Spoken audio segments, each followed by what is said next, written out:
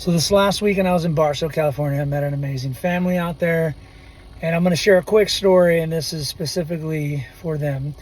But they had 11 homes paid off, okay, in Barstow, California. Average price home is $280,000, even with the interest rates going up 4% overnight, which if they didn't, your home price would have went up $100,000. So when rates go down, prices will go up. But it is better to sell the 11 properties. And when I was explaining this to her, they had some questions as far as rents and people not paying and all the obstacles that most people tend to look at. However, you have to look at the bad and the good. So you weigh out the bad. If they don't pay rent, you evict them.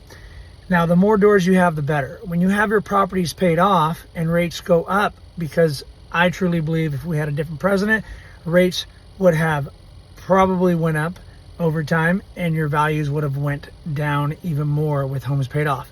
So by taking 11 homes, we're going to round it up to 300 to make an easy number. So let's just say $3 million worth of assets, okay?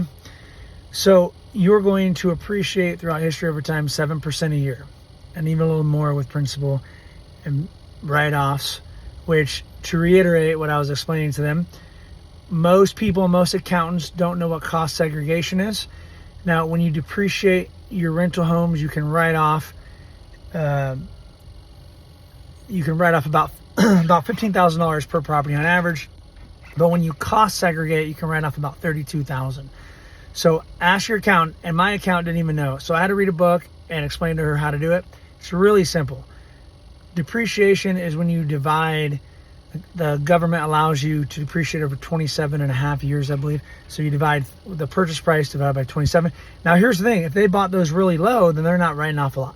So I'll explain the depreciation. I'll explain cost segregation. And stay tuned because I'm going to show you how much money they're losing by not buying more doors and selling what they have. So you divide, let's say, if they bought them for $100,000. Okay, let's say 10 or 11 for $100,000, so 110. It's 1.1 million. They're able to write that off, which is awesome. However, they can divide that by 27 and write off about $270,000 a year. So more than likely, this family is not paying taxes. But if they are paying taxes, I know a lot of people that are still working and still paying taxes. They shouldn't be. And the reason is you need more good debt, and you need to leverage that out.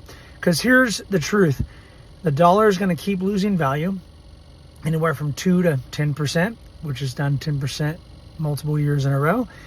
So having your money in your homes is losing you money. Every way you look at it, no matter what happens, you're going to be better off. I've done the math hundreds of times now by selling the 11 properties and going and buying 25 or 30 doors with 20% down.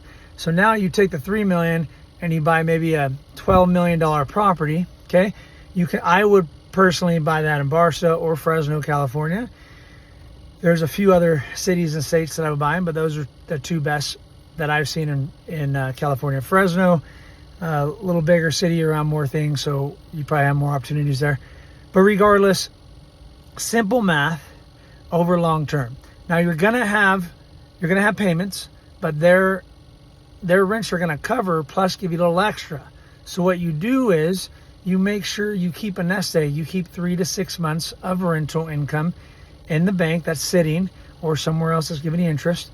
But instead of appreciating $210,000 on $3 million, you're going to 4x that. So you're going to do over $800,000 a year. So if you have a 30 grandbaby, like this lady had, this is the best move on your board. There's no way to lose as long as you work with an expert that's done this, that can teach you. And I'm here to help you. So I look forward to speaking with you all very soon. God bless. I hope that, you know what? Let me stop and go back to cost segregation. I get a little excited.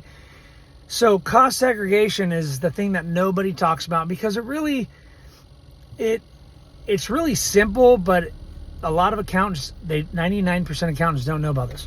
So depreciation, you buy a home for $300,000 minus the land value of, let's say, $50,000. So $250,000, you can divide by 27.5.